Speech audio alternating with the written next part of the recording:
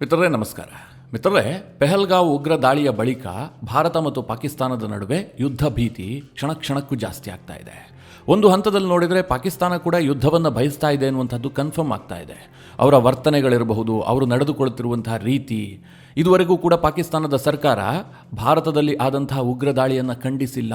ಉಗ್ರರ ದಾಳಿಯ ಬಗ್ಗೆ ಅವರು ಮಾತಾಡ್ತಾ ಇಲ್ಲ. ಒಂದು ಹಂತದಲ್ಲಿ ಪಾಕಿಸ್ತಾನದ ಉಪ ಪ್ರಧಾನಿ ಪೆಹಲ್ಗಾವ್ನಲ್ಲಿ ದಾಳಿ ಮಾಡಿದಂಥವರು ಉಗ್ರರಲ್ಲ, ಅವರೆಲ್ಲ ಫ್ರೀಡಮ್ ಫೈಟರ್ಸ್ ಅಂತ ಹೇಳಿಕೆ ಕೊಟ್ಟಿದ್ದಾನೆ. ಅಂದ್ರೆ ಪಾಕಿಸ್ತಾನದ ಕಡೆಯಿಂದಲೂ ಕೂಡ ಪರಿಸ್ಥಿತಿಯನ್ನು ಉಲ್ಬಣಗೊಳಿಸುವಂತಹ ಎಲ್ಲ ಯತ್ನಗಳು ಕೂಡ ನಡೀತಾ ಇದೆ.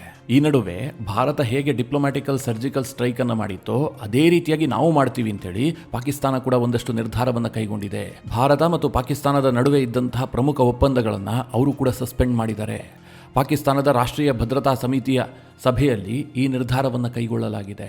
ಇದೆಲ್ಲದರ ನಡುವೆ ಭಾರತ ಕೈಗೊಂಡಂತಹ ಒಂದು ನಿರ್ಧಾರವನ್ನು ಅವರು ಆಕ್ಟ್ ಆಫ್ ವಾರ್ ಅಂತ ಕನ್ಸಿಡರ್ ಮಾಡಿದ್ದಾರೆ. ಅಂದರೆ ಇದು ಯುದ್ಧ ಅಂತ ಅವರು ಹೇಳ್ತಾ ಇದ್ದಾರೆ. ಜೊತೆಗೆ ಪಾಕಿಸ್ತಾನದ ರಕ್ಷಣಾ ಸಚಿವ ಭಾರತಕ್ಕೊಂದು ಸಂದೇಶವನ್ನು ಕೊಟ್ಟಿದ್ದಾನೆ. ನಮ್ಮ ಒಬ್ಬ ಪ್ರಜೆಗೆ ಭಾರತ ಏನಾದರೂ ಹಾನಿ ಮಾಡಿದ್ರೂ ಕೂಡ ನಾವು ಅದನ್ನು ಸಹಿಸಿಕೊಳ್ಳೋದಿಲ್ಲ. ನಾವು ಟಿಟ್ ಫಾರ್ ಟ್ಯಾಟ್ ಮಾಡ್ತೀವಿ. ಯಾವುದೇ ಕಾರಣಕ್ಕೂ ಕೂಡ ಭಾರತದ ದಾಳಿಯನ್ನು ಈ ಬಾರಿ ನಾವು ಸಹಿಸಿಕೊಳ್ಳೋದಿಲ್ಲ ಅಂತ ಪಾಕಿಸ್ತಾನದ ರಕ್ಷಣಾ ಸಚಿವ ಅಬ್ಬರಿಸಿ ಬೊಬ್ಬಿರಿದಿದ್ದಾನೆ. ನನಗನ್ಸುತ್ತೆ ಮಿತ್ರರೇ, ಸಿಕ್ಕಾಪಟ್ಟೆ ಭಯ ಆದಂಥ ಸಂದರ್ಭದಲ್ಲಿ ಈ ರೀತಿಯ ಮಾತುಗಳು ಬರ್ತವೆ. ಹಾಗಾದರೆ ಈಗ ಪಾಕಿಸ್ತಾನ ಕೈಗೊಂಡಿದೆಯಲ್ಲ, ಆ ಕ್ರಮಗಳಿಂದ ಭಾರತಕ್ಕೆ ಏನಾದರೂ ತೊಂದರೆ ಆಗುತ್ತಾ? ಭಾರತಕ್ಕೆ ಯಾವ ರೂಪದಲ್ಲಿ ನಷ್ಟ ಆಗುತ್ತೆ? ಇದೆಲ್ಲವುದನ್ನು ಈ ವಿಡಿಯೋದಲ್ಲಿ ನಿಮಗೆ ಡೀಟೇಲ್ ಆಗಿ ತಿಳಿಸ್ಕೊಡ್ತೀನಿ. ಜೊತೆಗೆ ಪಾಕಿಸ್ತಾನ ಈಗ ಆಕ್ಟ್ ಆಫ್ ವಾರ್ ಅಂತ ಕನ್ಸಿಡರ್ ಮಾಡಿದೆಯಲ್ಲ, ಮುಂದೇನು ಮಾಡುತ್ತೆ, ಅದರ ಪರಿಣಾಮ ಏನು, ಎಲ್ಲವುದನ್ನು ಕೂಡ ಈ ವಿಡಿಯೋದಲ್ಲಿ ನಿಮಗೆ ತಿಳಿಸ್ಕೊಡ್ತೀನಿ. ನೀವು ಈ ವಿಡಿಯೋನ ಕೊನೆವರೆಗೂ ಮಿಸ್ ಮಾಡದೆ ನೋಡಿ. ಮಿತ್ರರೇ, ಪೆಹಲ್ಗಾವ್ ದಾಳಿ ಆದ ಬಳಿಕ ಪಾಕಿಸ್ತಾನ ಇದರ ಹಿಂದೆ ಇದೆ ಎನ್ನುವಂಥದ್ದು ಭಾರತಕ್ಕೆ ಕನ್ಫರ್ಮ್ ಆಗಿತ್ತು. ಹೀಗಾಗಿ ಭಾರತ ಸರ್ಕಾರ ತನ್ನ ಮೊದಲ CCS ಸಭೆಯಲ್ಲಿಯೇ ಒಂದು ಗಟ್ಟಿ ನಿರ್ಧಾರವನ್ನು ಮಾಡಿತು. ಪಾಕಿಸ್ತಾನದ ವಿರುದ್ಧ ಡಿಪ್ಲೊಮ್ಯಾಟಿಕಲ್ ಸರ್ಜಿಕಲ್ ಸ್ಟ್ರೈಕ್ ಅಂತ. ಅಂದರೆ ಪಾಕಿಸ್ತಾನ ಮತ್ತು ಭಾರತದ ನಡುವೆ 1960ರಿಂದಲೂ ಕೂಡ ಇದ್ದಂತಹ ಸಿಂಧೂ ನದಿ ನೀರು ಹಂಚಿಕೆ ಒಪ್ಪಂದವನ್ನು ಭಾರತ ಸಸ್ಪೆಂಡ್ ಮಾಡಿತು. ಮಿತ್ರರೇ, ನನಗನ್ಸುತ್ತೆ ಈ ಪಾಕಿಸ್ತಾನಕ್ಕೆ ಈ ಸಸ್ಪೆಂಡ್ ಅನ್ನುವಂತಹ ಪದದ ಅರ್ಥ ಗೊತ್ತಿಲ್ಲ ಅಂತ. ಭಾರತ ಎಲ್ಲೂ ಸಹ ನಾವು ರದ್ದು ಮಾಡ್ತೀವಿ ಅಂತ ಹೇಳಿಲ್ಲ, ನಾವು ಸಸ್ಪೆಂಡ್ ಮಾಡ್ತೀವಿ. ಯಾಕೆಂದರೆ ನಮಗೆ ಪಾಕಿಸ್ತಾನದಿಂದ ಅನ್ಯಾಯ ಆಗ್ತಾ ಇದೆ ಅಂತ ಭಾರತ ಹೇಳಿದೆ. ಈ ತಕ್ಷಣಕ್ಕೆ ಅದರಿಂದ ಏನೋ ಪಾಕಿಸ್ತಾನದ ಮೇಲೆ ಪರಿಣಾಮ ಬೀರುತ್ತಾ ಕೇಳಿದ್ರೆ, ತಕ್ಷಣಕ್ಕೆ ನಾಳೆಯೇ ಏನೂ ಕೂಡ ಆಗೋದಿಲ್ಲ. ಮುಂದಾಗತ್ತೆ, 100% ಆಗುತ್ತೆ. ನಾವೇನು ಡ್ಯಾಮ್ ಕಟ್ಟಿ ನೀರನ್ನು ನಾವೇ ಬಳಸ್ಕೊಳ್ಬೇಕು ಅಂತಿಲ್ಲ. ಆದರೂ ಸಹ ಪಾಕಿಸ್ತಾನದ ಮೇಲೆ ಪರಿಣಾಮ ಬೀರುತ್ತೆ. ಆದರೆ ಭಾರತದ ಈ ದಿಟ್ಟ ನಿರ್ಧಾರದಿಂದ ಗಾಬರಿಗೊಂಡಿರುವಂತಹ ಪಾಕಿಸ್ತಾನ ಈಗ ಓವರ್ ಆಗಿ ರಿಯಾಕ್ಟ್ ಮಾಡೋದಕ್ಕೆ ಶುರು ಮಾಡಿದೆ. ಈ ಬಗ್ಗೆ ಹೇಳಿಕೆ ನೀಡಿರುವಂತಹ ಪಾಕಿಸ್ತಾನದ ವಿದೇಶಾಂಗ ಸಚಿವ, ಇದು 1960ರಿಂದಲೂ ಕೂಡ ಇದ್ದಂತಹ ಒಪ್ಪಂದ, ಇದನ್ನು ತಡೆಯುವಂತಹದ್ದು, ಇದನ್ನು ಸಸ್ಪೆಂಡ್ ಮಾಡುವಂತಹದ್ದು ಅಥವಾ ನೀರನ್ನು ಡೈವರ್ಟ್ ಮಾಡುವಂತಹ ಪ್ರಯತ್ನಗಳೇನೇ ಇದ್ರೂ ಕೂಡ ಅದು ಆಕ್ಟ್ ಆಫ್ ವಾರ್, ನಾವು ಯುದ್ಧ ಅಂತಲೇ ಪರಿಗಣಿಸ್ತೀವಿ, ಹೀಗಂತ ಒಂದು ಸ್ಟೇಟ್ಮೆಂಟ್ ಕೊಟ್ಟಿದ್ದಾರೆ. ಅದಕ್ಕೆ ಮುಂದುವರೆದು ಪಾಕಿಸ್ತಾನದ ವಿದೇಶಾಂಗ ಸಚಿವ ಒಂದು ಮಾತು ಹೇಳ್ತಾನೆ, ಅದೊಂದು ಸ್ವಲ್ಪ ಹಾಸ್ಯಾಸ್ಪದವಾಗಿದೆ. ಯಾಕೆಂದರೆ 1960ರಲ್ಲಿ ಈ ಒಪ್ಪಂದ ಆಯ್ತಲ್ಲ, ಆ ಸಂದರ್ಭದಲ್ಲಿ ಪಾಕಿಸ್ತಾನಕ್ಕೆ ಅನ್ಯಾಯ ಆಗಿತ್ತು. ನಮಗೆ ಇನ್ನೂ ಕೂಡ ನೀರು ಹೆಚ್ಚಿಗೆ ಸಿಕ್ಕಬೇಕಿತ್ತು. ನಮಗೆ ಇರುವಂತಹದ್ದು ಅಧಿಕಾರ, ನೀವು ಮೇಲ್ಗಡೆ ಇದ್ದೀರಿ, ನಾವು ಕೆಳಗಡೆ ಇದ್ದೀವಿ ಇಂದ ಮಾತ್ರಕ್ಕೆ ನಿಮಗೆ ನದಿ ನೀರಿನ ಮೇಲೆ ಅಧಿಕಾರ ಇಲ್ಲ, ಅದನ್ನು ತಡೆಯುವಂಥ ಯಾವುದೇ ಹಕ್ಕು ನಿಮಗಿಲ್ಲ. ಆ ಸಂದರ್ಭದಲ್ಲಿ ನಮಗೆ ಅನ್ಯಾಯ ಆಗಿದ್ರೂ ಕೂಡ, ಕಡಿಮೆ ನೀರು ಸಿಕ್ಕರೂ ಕೂಡ ನಾವು ಅದನ್ನು ಒಪ್ಕೊಂಡಿದ್ವಿ, ಅದು ನಮ್ಮ ದೊಡ್ಡತನ ಅಂತ ಹೇಳಿ ಈತ ಕೊಚ್ಕೊಂಡಿದ್ದಾನೆ. ಮಿತ್ರರೇ, ನೆನಪಿರಲಿ, ಆವಾಗ ಭಾರತ ಮಾಡಿದ್ದು ದಡ್ಡತನವೇ ಹೊರತು ಪಾಕಿಸ್ತಾನದ ದೊಡ್ಡತನ ಅಲ್ಲ. ಯಾಕೆಂದರೆ ಭಾರತ 20% ನೀರಿಗೆ ಒಪ್ಕೊಂಡಿದೆ, ವರ್ಲ್ಡ್ ಬ್ಯಾಂಕ್ ಹೇಳ್ಬಿಡ್ತು ಅಂತ ಹೇಳಿ ಭಾರತ ಅದಕ್ಕೆ ಸಹಿ ಹಾಕಿತ್ತು. ತೀರಾ ಅವಮಾನಕಾರಿಯಾದಂತಹ ಒಪ್ಪಂದ ಇದಾಗಿತ್ತು. ಇದನ್ನು ಕೇವಲ ಸಸ್ಪೆಂಡ್ ಮಾತ್ರ ಮಾಡೋದಲ್ಲ, ರದ್ದೇ ಮಾಡಬೇಕು. ಯಾಕೆಂದ್ರೆ 20% ನೀರು ಭಾರತಕ್ಕಂತೆ, 80% ನೀರು ಪಾಕಿಸ್ತಾನಕ್ಕಂತೆ. ಆದರೂ ಈಗ ಪಾಕಿಸ್ತಾನದ ವಿದೇಶಾಂಗ ಸಚಿವ ಹೇಳ್ತಾನೆ, ನಾವು ಅವತ್ತು ಬಹಳ ವಿಶಾಲ ಹೃದಯದಿಂದ ಆ ಒಪ್ಪಂದವನ್ನು ಒಪ್ಕೊಂಡಿದ್ವಿ. ಈಗ ಭಾರತ ಅದನ್ನೇನಾದರೂ ಕ್ಯಾನ್ಸಲ್ ಮಾಡೋದು ಹೊರಟಿದ್ದೆ ಆದರೆ ಅದು ಆಕ್ಟ್ ಆಫ್ ವಾರ್, ಯುದ್ಧ ಅಂತಲೇ ನಾವು ಪರಿಗಣಿಸ್ತೀವಿ ಅಂತ ಬಹಳ ದೊಡ್ಡ ಆರ್ಭಟದ ಮಾತುಗಳನ್ನು ಆಡಿದ್ದಾನೆ. ಮಿತ್ರರೇ, ಪಾಕಿಸ್ತಾನ ಇಷ್ಟೆಲ್ಲ ಆರ್ಭಟ ಮಾಡ್ತಾ ಇದೆಯಲ್ಲ, ಭಾರತ ಆ ಒಪ್ಪಂದವನ್ನು ಕ್ಯಾನ್ಸಲ್ ಮಾಡಿ ಅಥವಾ ಸಸ್ಪೆಂಡ್ ಮಾಡಿ ಅಷ್ಟೊಂದು ದೊಡ್ಡ ಅಪರಾಧ ಮಾಡಿದ್ದೇ ಆಗಿದ್ರೆ ವಿಶ್ವ ಸಮುದಾಯ ಯಾಕೆ ಸುಮ್ಮನೆ ಇರ್ತಿತ್ತು? ನಾನು ಕೂಡ ಅಂತಾರಾಷ್ಟ್ರೀಯ ಮೀಡಿಯಾವನ್ನು ಬಹಳ ಸೂಕ್ಷ್ಮವಾಗಿ ಗಮನಿಸ್ತಾ ಇದ್ದೀನಿ, ಯಾರ್ಯಾರು ಏನು ರಿಯಾಕ್ಷನ್ ಕೊಡ್ತಾರೆ ಅಂತ. ಇದುವರೆಗೆ ಮಿತ್ರರೇ, ವಿಶ್ವಸಂಸ್ಥೆ ಆಗಲಿ, ವರ್ಲ್ಡ್ ಬ್ಯಾಂಕ್ ಆಗಲಿ ಅಥವಾ ಯುರೋಪಿಯನ್ ಯೂನಿಯನ್ ಆಗಲಿ ಯಾರೂ ಕೂಡ ಇದರ ಬಗ್ಗೆ ಮಾತನಾಡಿಲ್ಲ. ಅಮೆರಿಕ, ಚೈನಾ ಕೂಡ ಇದರ ಬಗ್ಗೆ ತುಟಿ ಬಿಚ್ಚಿಲ್ಲ. ಭಾರತ ಈ ವಿಚಾರದಲ್ಲಿ ಅಷ್ಟೊಂದು ದೊಡ್ಡ ತಪ್ಪು ಮಾಡಿದ್ದೇ ಆಗಿದ್ರೆ ಅಂತಾರಾಷ್ಟ್ರೀಯ ಸಮುದಾಯದಿಂದ ಖಂಡನೆ ವ್ಯಕ್ತವಾಗಬಹುದಿತ್ತಲ್ಲ. ಹಾಗಂತ ಮಿತ್ರರೇ, ನಾಳೆ ಇದಕ್ಕೆ ವಿರೋಧ ವ್ಯಕ್ತವಾಗೋದೇ ಇಲ್ಲ ಅಂತ ನಾನು ಹೇಳೋದಿಲ್ಲ. ಕೆಲವರು ಇದನ್ನು ವಿರೋಧಿಸ್ತಾರೆ, ಭಾರತದ ಮೇಲೆ ಒತ್ತಡ ಹಾಕುವಂಥ ಪ್ರಯತ್ನಗಳಾಗ್ತವೆ, ಎಲ್ಲ ಮುಂದಿನ ದಿನಗಳಲ್ಲಾಗುತ್ತೆ. ಆದರೆ ತತ್ಕ್ಷಣಕ್ಕೆ ಭಾರತದ ವಿರುದ್ಧವಾಗಿ ಯಾವುದೇ ರಿಯಾಕ್ಷನ್ ಬಂದಿಲ್ಲ. ಇದೆಲ್ಲ ಒಂದು ಭಾಗ. ಇನ್ನೊಂದು ಕಡೆ ಪಾಕಿಸ್ತಾನದ ರಕ್ಷಣಾ ಸಚಿವನೂ ಕೂಡ ಇದರ ಬಗ್ಗೆ ಮಾತನಾಡಿದ್ದಾನೆ. ಆತ ಹೇಳ್ತಾ ಇದ್ದಾನೆ, ಭಾರತ ಏನಾದರೂ ಸೈನಿಕ ಕಾರ್ಯಾಚರಣೆಯನ್ನು ಮಾಡೋದಕ್ಕೆ ಮುಂದಾಗಿದ್ದೆ ಆದರೆ ಅದಕ್ಕೆ ನಾವು ತಕ್ಕ ಉತ್ತರವನ್ನು ಕೊಡ್ತೀವಿ. ಈ ಬಾರಿ ನಾವು ಟಿಟ್ ಫಾರ್ ಟ್ಯಾಟ್ ಅಂತ ಆ್ಯಕ್ಷನ್ ತೆಗೆದುಕೊಳ್ತೀವಿ, ಹೀಗೆಲ್ಲ ಅಬ್ಬರಿಸಿದ್ದಾನೆ. ಜೊತೆಗೆ ಆತ ಮುಂದುವರೆದು ಒಂದು ಮಾತು ಹೇಳ್ತಾನೆ, ಈ ಬಾರಿ ಒಬ್ಬ ಪಾಕಿಸ್ತಾನದ ನಾಗರಿಕನಿಗೆ ಹಾನಿ ಆದರೂ ಕೂಡ ಭಾರತೀಯರು ಅದಕ್ಕೆ ಬೆಲೆ ತೆರಬೇಕಾಗತ್ತೆ, ಭಾರತೀಯ ನಾಗರಿಕರು ಕೂಡ ಅದಕ್ಕೆ ಬಲಿಯಾಗಬೇಕಾಗತ್ತೆ ಅಂತ ಆತ ಎಚ್ಚರಿಕೆ ಕೊಟ್ಟಿದ್ದಾನೆ. ಮಿತ್ರರೇ, ಇವರೆಲ್ಲರ ಹಾವಭಾವ, ಇವರು ತೆಗೆದುಕೊಳ್ತಿರುವಂತಹ ನಿರ್ಧಾರಗಳನ್ನು ನೋಡಿದ್ರೆ ಪಾಕಿಸ್ತಾನ ಎಲ್ಲೋ ಒಂದು ಕಡೆಯಲ್ಲಿ ಯುದ್ಧವನ್ನು ಬಯಸ್ತಾ ಇದೆ ಅನ್ನುವಂಥದ್ದು ಕನ್ಫರ್ಮ್ ಆಗ್ತಾ ಇದೆ. ಅಂದರೆ ಪಾಕಿಸ್ತಾನದ ಮಿಲಿಟರಿ ಏನು ಹೇಳ್ತಾ ಇದೆಯೋ ಅದನ್ನು ಪಾಕಿಸ್ತಾನದ ರಾಜಕಾರಣಿಗಳು ಕೂಡ ಮಾಡ್ತಾ ಇದ್ದಾರೆ. ಅವ್ರಿಗೆ ಬೇರೆ ಆಪ್ಷನ್ ಇಲ್ಲ ಬಿಡಿ. ಇಡೀ ಪಾಕಿಸ್ತಾನ ಸರ್ಕಾರ ಅಂತಂದ್ರೆ ಅಲ್ಲಿನ ಮಿಲಿಟರಿ ಯುದ್ಧವನ್ನು ಬಯಸಿದ್ರೆ ಪಾಕಿಸ್ತಾನ ಸರ್ಕಾರ ಯುದ್ಧ ಮಾಡೋದಕ್ಕೆ ರೆಡಿ ಆಗಬೇಕು. ಅಕ್ಷರಶಃ ಪಾಕಿಸ್ತಾನದ ಮಿಲಿಟರಿಯ ಕೈಗೊಂಬೆಯೇ ಪಾಕಿಸ್ತಾನದ ಸರ್ಕಾರ. ಸದ್ಯ ಇಡೀ ವಿಶ್ವದಲ್ಲಿ ಟ್ರೇಡ್ ವಾರ್ ನಡೀತಿರುವಂತಹ ಈ ಸಂದರ್ಭದಲ್ಲಿ ಚೈನಾ ಬಹಳ ಒತ್ತಡಕ್ಕೊಳಗಾಗಿದೆ. ಇಂತಹ ಸಂದರ್ಭದಲ್ಲಿ ಭಾರತ ಮತ್ತು ಪಾಕಿಸ್ತಾನದ ನಡುವೆ ಯುದ್ಧ ಉಂಟಾದರೆ ಅಮೆರಿಕದ ಮೇಲೆ ಒತ್ತಡ ಆಗತ್ತೆ. ಈ ಒಂದು ಲೆಕ್ಕಾಚಾರದಲ್ಲೂ ಕೂಡ ಚೈನಾ ಇದೆ. ಜೊತೆಗೆ ಚೈನಾದಿಂದ ಭಾರತಕ್ಕೆ ಯಾವುದೇ ರೀತಿಯಾಗೂ ಲಾಭ ಆಗಬಾರದು. ಚೈನಾ ಮೇಲೆ ಅಮೆರಿಕ ವಿಧಿಸಿರುವಂತಹ ಟ್ಯಾರಿಫ್ನಿಂದಾಗಿ ಚೈನಾದಿಂದ ಯಾವುದಾದ್ರೂ ಕಂಪನಿಗಳು ಹೊರಹೋದ್ರೆ ಅದು ಭಾರತಕ್ಕೆ ಹೋಗಬಾರದು, ಭಾರತ ಸೇಫ್ ಅಲ್ಲ ಅನ್ನುವಂತಹ ಭಾವನೆ ಬಿಲ್ಡ್ ಆಗಬೇಕು ಅಂತ ಚೈನಾ ಕೂಡ ಇದರ ಹಿಂದೆ ಇರಬಹುದು ಅಂತೇಳಿ ಅನೇಕ ಅನುಮಾನಗಳು ವ್ಯಕ್ತವಾಗ್ತಾ ಇದೆ. ಈ ಹಿನ್ನೆಲೆಯಲ್ಲೇ ಪಾಕಿಸ್ತಾನ ಇಷ್ಟೆಲ್ಲ ಅಗ್ರೆಸಿವ್ ಸ್ಟೆಪ್ಗಳನ್ನು ತೆಗೆದುಕೊಳ್ತಾ ಇದೆ ಅಂತ. ಇದೆಲ್ಲ ಆಗ್ತಿದ್ದ ಹಾಗೆ ಪಾಕಿಸ್ತಾನದ ರಾಷ್ಟ್ರೀಯ ಭದ್ರತಾ ಸಮಿತಿ ಒಂದು ಸಭೆ ಸೇರುತ್ತೆ. ಭಾರತದಲ್ಲಿ CCS ಇದೆಯಲ್ಲ, ಕ್ಯಾಬಿನೆಟ್ ಕಮಿಟಿ ಆನ್ ಸೆಕ್ಯೂರಿಟಿ, ಪ್ರಧಾನಿ ನರೇಂದ್ರ ಮೋದಿ ಅವರು ಅದಕ್ಕೆ ಅಧ್ಯಕ್ಷರಾಗಿರ್ತಾರೆ. ಅದರಲ್ಲಿ ರಕ್ಷಣಾ ಸಚಿವರು, ಗೃಹ ಸಚಿವರು, ಭಾರತದ ರಾಷ್ಟ್ರೀಯ ಭದ್ರತಾ ಸಲಹೆಗಾರರು, ವಿದೇಶಾಂಗ ಸಚಿವರು, ಪ್ರಧಾನಿ ನರೇಂದ್ರ ಮೋದಿ ಎಲ್ಲರೂ ಕೂಡ ಇರ್ತಾರೆ. ಅದೇ ರೀತಿಯಾಗಿ ಪಾಕಿಸ್ತಾನದಲ್ಲೂ ಕೂಡ ರಾಷ್ಟ್ರೀಯ ಭದ್ರತಾ ಸಮಿತಿ ಅಂತಿದೆ. ಅದು ಪಾಕಿಸ್ತಾನದ ತೀರಾ ಪವರ್ಫುಲ್ ಕಮಿಟಿ. ಈ ಸಭೆಯಲ್ಲಿ ಪಾಕಿಸ್ತಾನದ ಮಿಲಿಟರಿ ಚೀಫ್ ಕೂಡ ಭಾಗಿಯಾಗಿರ್ತಾನೆ. ಅದೇ ಸಭೆಯಲ್ಲಿ ಭಾರತದ ವಿರುದ್ಧ ಕೆಲವೊಂದಷ್ಟು ನಿರ್ಧಾರಗಳನ್ನು ಕೈಗೊಳ್ಳಲಾಯಿತು. ಮಿತ್ರರೇ, ಅದರಲ್ಲಿ ಭಾರತಕ್ಕೆ ಲಾಭ ಆಗುವಂತಹ ನಿರ್ಧಾರಗಳನ್ನೂ ಕೂಡ ಪಾಕಿಸ್ತಾನ ಕೈಗೊಂಡಿದೆ. ಅದನ್ನು ನೋಡಿದಾಗ ನನಗೆ ಸ್ವಲ್ಪ ಈ ಕೋಪದಲ್ಲಿ ಮೂಗು ಕುಯ್ಕೊಂಡ್ರೆ ನಮಗೆ ಕೋಪ ಇಳಿದ ಮೇಲೆ ಮೂಗು ವಾಪಸ್ ಬರೋದಿಲ್ಲ ಅನ್ನುವಂಥ ಮಾತಿದೆಯಲ್ಲ, ಅದು ನೆನಪಾಗುತ್ತೆ. ಪಾಕಿಸ್ತಾನ ಹಾಗೆ ಮೈಪರಿಚಿಕೊಂಡಿದೆ ಅನ್ನುವಂಥದ್ದು ಕೂಡ ಕನ್ಫರ್ಮ್ ಆಗ್ತಾ ಇದೆ. ಹಾಗಾದರೆ ಪಾಕಿಸ್ತಾನ ಏನು ನಿರ್ಧಾರ ಕೈಗೊಂಡಿದೆ ನೋಡೋದಾದ್ರೆ, ಮೊದಲನೇದಾಗಿ ಅವರು ಶಿಮ್ಲಾ ಒಪ್ಪಂದವನ್ನು ನಾವು ಸಸ್ಪೆಂಡ್ ಮಾಡ್ತೀವಿ ಅಂತ ಹೇಳಿದ್ದಾರೆ. ಅಂದರೆ ಭಾರತ ಸಿಂಧು ನದಿ ನೀರು ಹಂಚಿಕೆ ಒಪ್ಪಂದವನ್ನು ಹೇಗೆ ಸಸ್ಪೆಂಡ್ ಮಾಡಿದೆಯೋ ಅದಕ್ಕೆ ಪ್ರತಿಯಾಗಿ ನಾವು ಶಿಮ್ಲಾ ಒಪ್ಪಂದವನ್ನು ಸಸ್ಪೆಂಡ್ ಮಾಡ್ತೀವಿ ಅಂತ. ಮಿತ್ರರೇ, ಸಿಂಧು ನದಿ ನೀರು ಹಂಚಿಕೆ ಒಪ್ಪಂದ ಇದೆಯಲ್ಲ, ಇದು ಭಾರತಕ್ಕೆ ಬೆನಿಫಿಟ್ ಆಗುವಂಥ ಒಪ್ಪಂದವಲ್ಲ, ಅದು ಪಾಕಿಸ್ತಾನಕ್ಕೆ ಬೆನಿಫಿಟ್ ಆಗುವಂಥ ಒಪ್ಪಂದ. ಆದರೆ ಶಿಮ್ಲಾ ಒಪ್ಪಂದ ಇದೆಯಲ್ಲ, ಇದು ಭಾರತಕ್ಕೂ ಬೆನಿಫಿಟ್ ಆಗ್ತಾ ಇತ್ತು, ಇಲ್ಲ ಅಂತ ನಾನು ಹೇಳೋದಿಲ್ಲ. ಆದರೆ ಅದಕ್ಕಿಂತ ಹೆಚ್ಚು ಪಾಕಿಸ್ತಾನಕ್ಕೆ ಬೆನಿಫಿಟ್ ಆಗ್ತಾ ಇತ್ತು. ಅದು ಹೇಗೆ ಅಂತ ನಿಮಗೆ ಚಿಕ್ಕದಾಗಿ ಹೇಳ್ತೀನಿ. ಈ ಶಿಮ್ಲಾ ಒಪ್ಪಂದ ಆಗಿದ್ದು 1972ರಲ್ಲಿ ಇಂದಿರಾ ಗಾಂಧಿ ಮತ್ತು ಜುಲ್ಫಿಕರ್ ಅಲಿ ಭುಟ್ಟೋ ನಡುವೆ ಆದಂತಹ ಒಪ್ಪಂದ. 1971ರ ಯುದ್ಧದಲ್ಲಿ ಪಾಕಿಸ್ತಾನ ಸೋತು ಹೋಗುತ್ತೆ, ಬಾಂಗ್ಲಾದೇಶ ನಿರ್ಮಾಣ ಆಗುತ್ತೆ. ಆ ಸಂದರ್ಭದಲ್ಲಿ ಎರಡೂ ದೇಶದ ಪರಿಸ್ಥಿತಿ ಹದಗೆಟ್ಟು ಹೋಗಿರುತ್ತೆ. ಅಂದರೆ ಭಾರತ ಮತ್ತು ಪಾಕಿಸ್ತಾನದ ಸಂಬಂಧ ಕಂಪ್ಲೀಟ್ ಆಗಿ ಹದಗೆಟ್ಟು ಹೋಗಿರುತ್ತೆ. ಆನಂತರ ಅಲ್ಲಿ ಜುಲ್ಫಿಕರ್ ಅಲಿ ಭುಟ್ಟೋ ಅಧಿಕಾರಕ್ಕೆ ಬಂದ ಬಳಿಕ ಭಾರತ ಮತ್ತು ಪಾಕಿಸ್ತಾನದ ನಡುವಿನ ಸಂಬಂಧವನ್ನ ಸ್ವಲ್ಪವಾದರೂ ಸಹಜ ಸ್ಥಿತಿಗೆ ತರಬೇಕು ಅಂತ ಹೇಳಿ ಒಂದು ಪ್ರಯತ್ನ ನಡೀತಾ ಇರುತ್ತೆ. ಆಗ ಪಾಕಿಸ್ತಾನ ಶಿಮ್ಲಾ ಒಪ್ಪಂದಕ್ಕೆ ಮುಂದಾಗುತ್ತೆ. ಈ ಒಪ್ಪಂದ ಏನು ಹೇಳುತ್ತೆ ಅಂತಂದ್ರೆ, LOC ಇದೆಯಲ್ಲ, ಭಾರತ ಮತ್ತು ಪಾಕಿಸ್ತಾನದ ನಡುವೆ ಇರುವಂತಹ LOC, ಗಡಿ ನಿಯಂತ್ರಣ ರೇಖೆ, ಇದನ್ನ ಭಾರತವಾಗ್ಲಿ ಅಥವಾ ಪಾಕಿಸ್ತಾನವಾಗ್ಲಿ ಏಕಪಕ್ಷೀಯವಾಗಿ ಬದಲಾಯಿಸುವಂತಿಲ್ಲ. ಇಬ್ಬರೂ ಶಾಂತಿ ಮಾತುಕತೆಯ ಮೂಲಕವೇ ಎಲ್ಲ ಸಮಸ್ಯೆಗಳಿಗೆ ಪರಿಹಾರವನ್ನು ಕಂಡುಕೊಳ್ಳಬೇಕು, LOCಗೆ ಬೆಲೆ ಕೊಡಬೇಕು ಅಂತ ಹೇಳಿ ಈ ಒಪ್ಪಂದವನ್ನು ಮಾಡಿಕೊಳ್ಳಲಾಗುತ್ತೆ. ಈಗ ನೀವೇ ಹೇಳಿ, ಇದರಿಂದ ಯಾರಿಗೆ ಲಾಭ ಆಗಿದೆ ಅಂತ.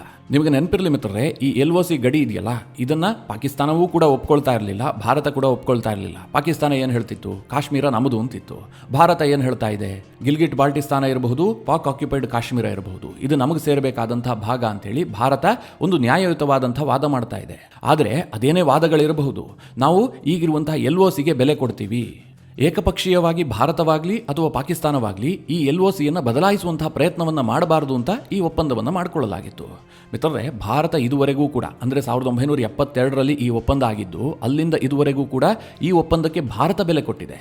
ಆದರೆ ಪಾಕಿಸ್ತಾನ ಇದನ್ನು ಅನೇಕ ಬಾರಿ ಮುರಿದಿದೆ. ಮುಖ್ಯವಾಗಿ ಉದಾಹರಣೆ ಕೊಡಬೇಕು ಅಂತಂದರೆ 1999ರ ಕಾರ್ಗಿಲ್ ವಾರ್ LOCಯನ್ನು ಬದಲಾಯಿಸುವಂತಹ ಒಂದು ಪ್ರಯತ್ನವೇ ತಾನೆ.